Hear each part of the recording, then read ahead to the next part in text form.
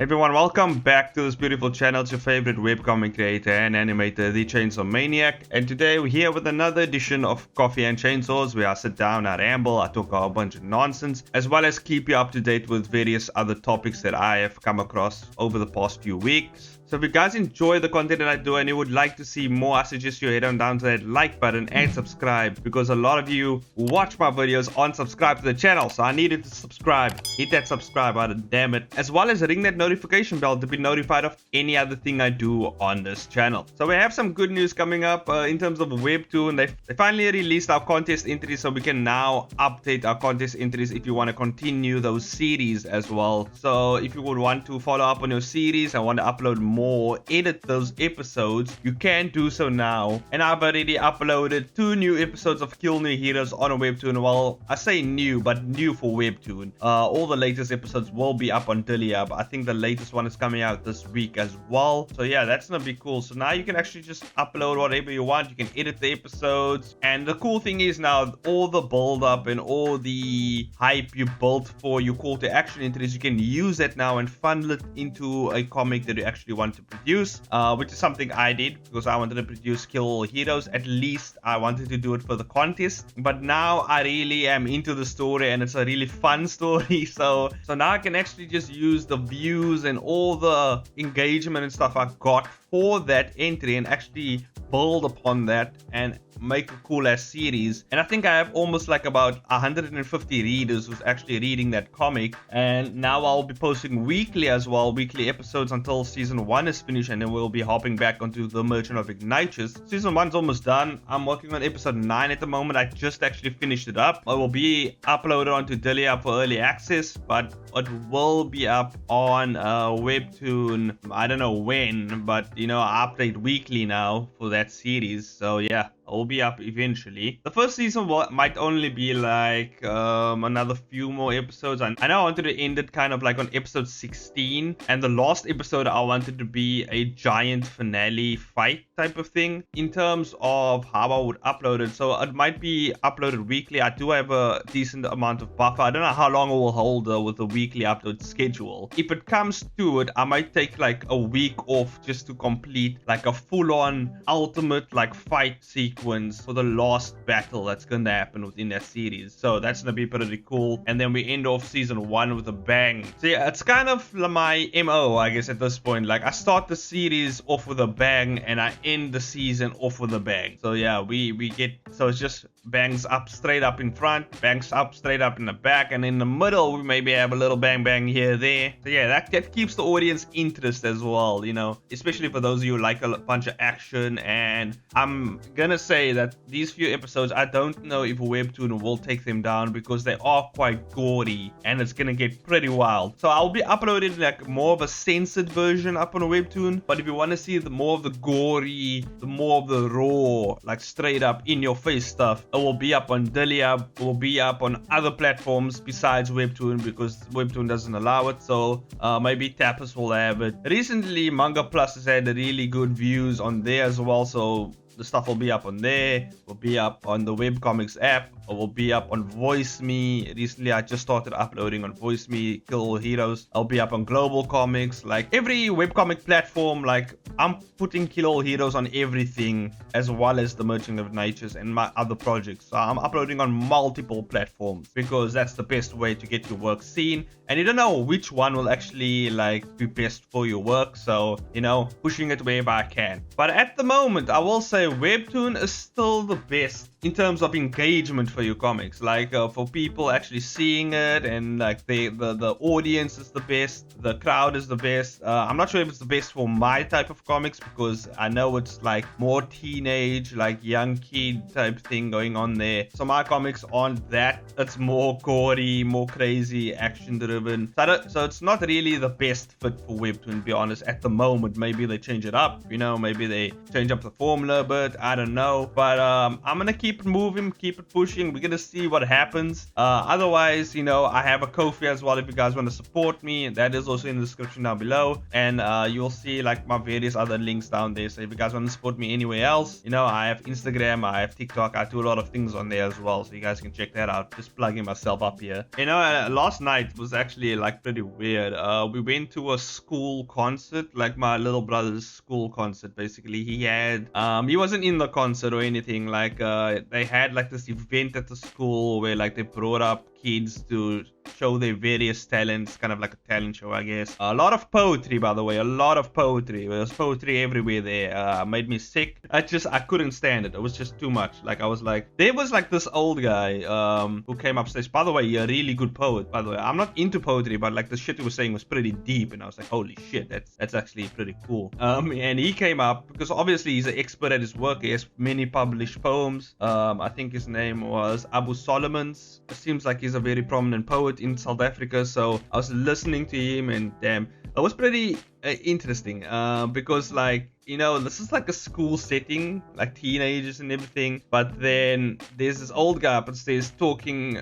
In terms of poetry, the subject matters were like more about death and thinking about the end of life and stuff like that. And I was like, not sure if this is the best crowd to, you know, say stuff like this, but I enjoyed it, you know, I enjoyed it. Poetry is not like the thing that I look for, but like whenever I hear some cool ass poems, I'm like, damn, that's pretty deep, cut pretty deep right there, you know what I'm saying? So I can appreciate that form of art, you know? Yeah, I don't know, I felt very uncomfortable at the place as well. Like, god damn, like I was surrounded basically by kids, so it was like kind of like, and not just any kids, because little kids is like they're pretty cool, they're pretty cute, you know, I can handle those. But like when it's like teenagers, it's like, oh god, I feel awkward around them. Like I can feel the hormonal pressure around me, you know what I mean? Like it's just like, because you know, teenagers are like at that awkward stage, so like everything's just awkward around them, and I couldn't. Me and my wife were just looking at each other like, this feels so uncomfortable. Like,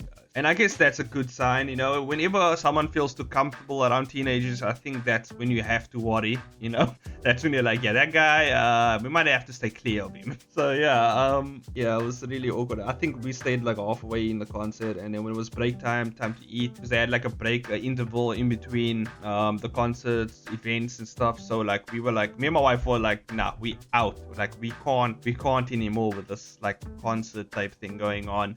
They had some very I think the Temple Boys were up there as well, which is like a rap group in a young South African rap group. Look, I'm not in with what the kids are doing these days, but it seems they are pretty big on TikTok. So they were performing on stage. Me and my wife were actually sitting in the car after we got some food, because the food there sucked. So we decided, okay, we're gonna go out, we're gonna grab some snacks and food and stuff, and get actually something to eat, because we didn't eat supper yet or dinner. And we were like, okay, we need to get something to eat because I'm fucking hungry, and the food here, there's barely anything here. Let's rather go out, grab some food, come back, and just chill in the car and watch the concert from the car, which was a really good idea. I don't know why we haven't thought of that before we entered this place. So we sat in the car and watched the concert from the car, which was like really, I felt much more comfortable in my own car, which is me and my wife just chilling. It felt like those drive-through theaters, but it was like a drive-through concert. So that was pretty cool. And we were sitting down, chilling there, just eating snacks and stuff.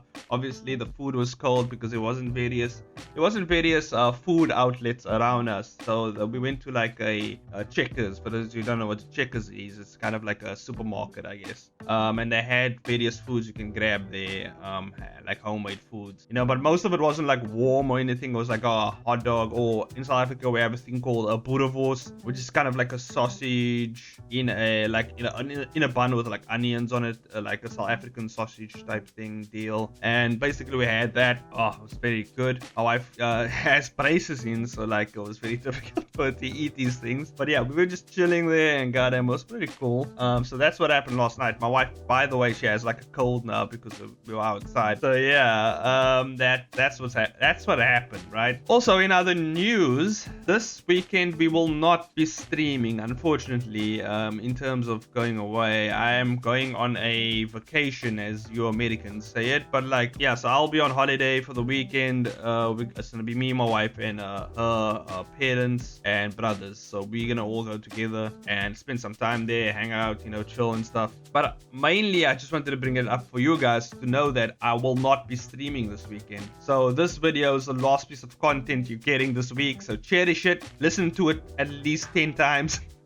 Get that watch time up, guys. Get my watch time up, damn it. Get it up there. You know what I can do to get my watch time up? You know, I made a Coffee and Chainsaws playlist. And I'll leave a link in the description down below for that playlist. And you can actually listen to all the Coffee and Chainsaw entries that I did in terms of on the channel. So all the videos for my Coffee and Chainsaw, you know, just me talking and rambling. You know, put it on for some background music, you know, listen to it, you know. It's pretty cool. You can work on whatever you want. And now you have this like giant playlist, you know, playing, you know, in the back. Or you can even put on one of my streams, you know. We talk a whole bunch of nonsense for like a few hours. But yeah, if you're more into the formatted videos where I cut out most of the parts in between, that like the ums and the and stuff like that, you know, when I cut out the parts that are not really important, you know, Coffee and Chains was the best, you know, thing to listen to, because, you know, it's just like me speaking all the way through, and it's more edited, and, you know, there's no like breaks in between, so, you know, you can just keep that state of flow and keep moving on your work, you know what I'm saying?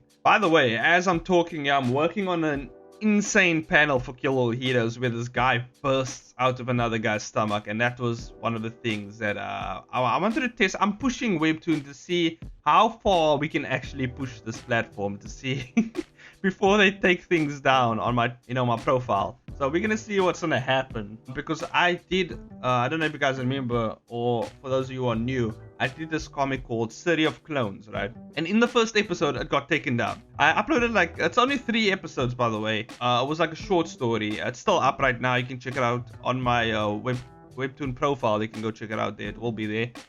There will be links in the description down below as well if you want to just head down there. But basically, I don't know what was that bad about it. It wasn't even that gory. It was pretty brutal, but it was a fun comic. A lot of killing, a lot of murder. So I guess that's why this you know, in Webtoon's terms of service is like, so like in Webtoons, like if you read their terms and conditions and stuff like that, they say they don't, so they do not promote excessive violence. So you can have violence, but it can't be excessive, like crazy shit. So we're gonna see how long it takes before Kill All Heroes gets taken down for this shit. But I do have a contingency plan, so if that does happen, I will remove the panel that is too much for Webtoon, and then replace it with more of a censored version of that panel, just to keep their little baby, you know, their little baby typers from filling up when they see that panel. I'll keep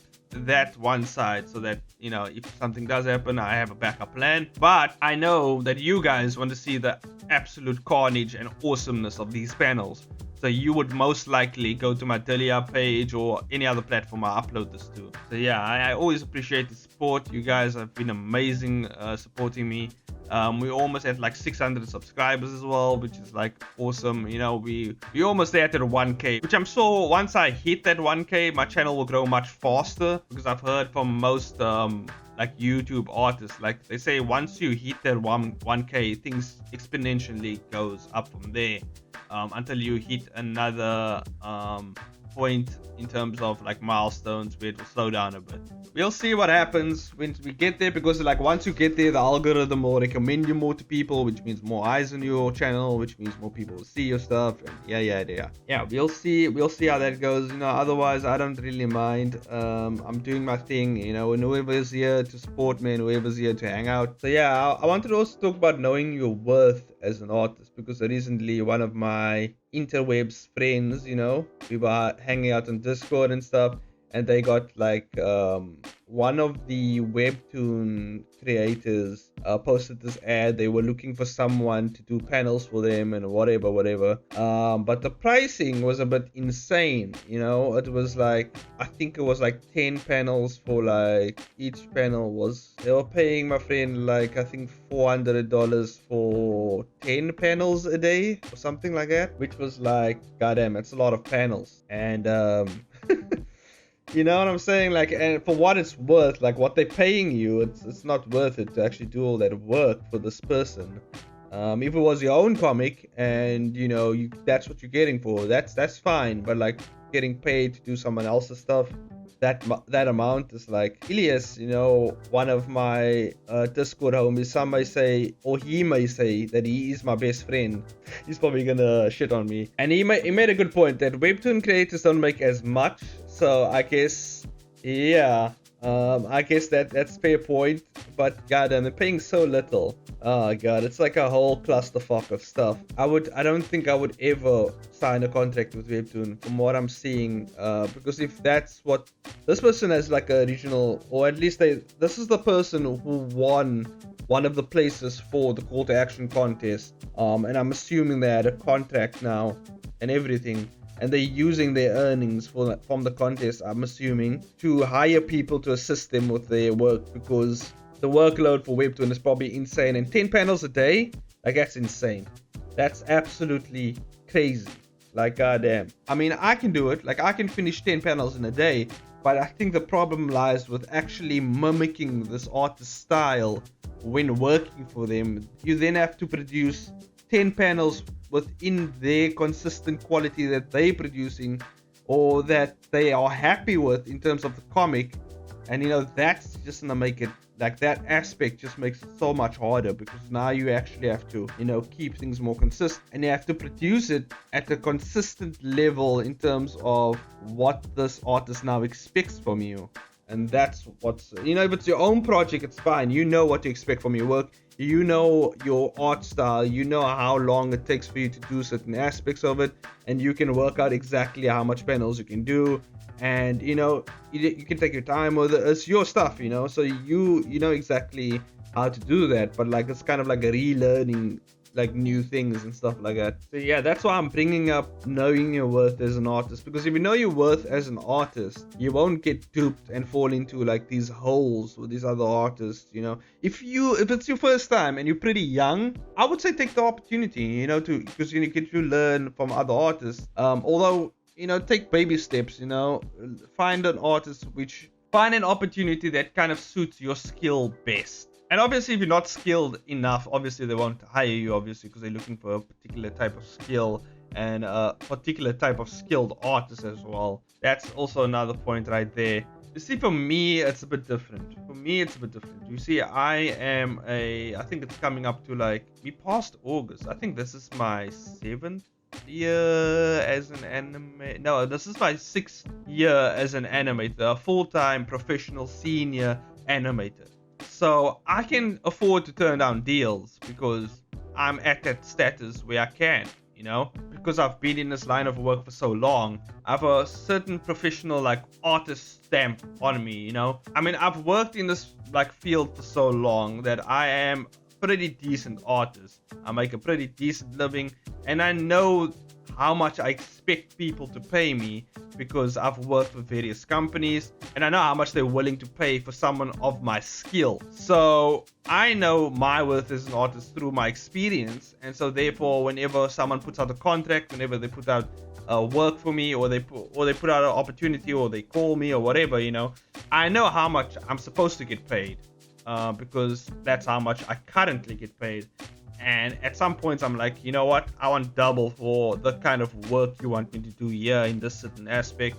I can kind of manage that, and I can see how much they want, you know. Okay, this is how much it takes for me to do this aspect of the thing. This is how long it will take for me to do this, and this is how much I'm looking for this. You see, I can kind of outline certain aspects of the work, how long it will take, how much I should get paid for these certain aspects, you know. It's not that hard for me. So whenever someone puts out a deal and they say, hey, Chains, look, let's say we want you to do 25 frames of animation, okay, for this particular logo or whatever, and this is the type of feel and look we're going for, right? They put that forward right there. I'll talk with them. I'll tell them, look here, this is what we can't do this part because this part doesn't make sense.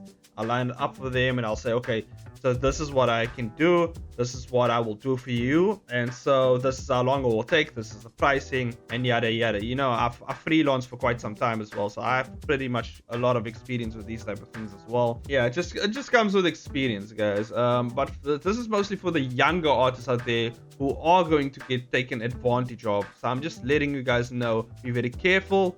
If you have friends, this is why you gotta have friends in your certain field, or you know, find some friends or whatever. You know, we have a Discord. There's a webcomics sub Discord as well. There's a Webtoon canvas Discord. Find these people who you can work with, in a sense of they can provide information to you so that you don't get taken advantage of. So you can speak to them of their personal experiences with certain things on Webtoon, or creators or artists or whatever. You know, Ethan Becker also has a Discord. There's various outlets nowadays, and it's much easier. You can actually just talk to someone who's had this experience, and they can advise you on what to do next.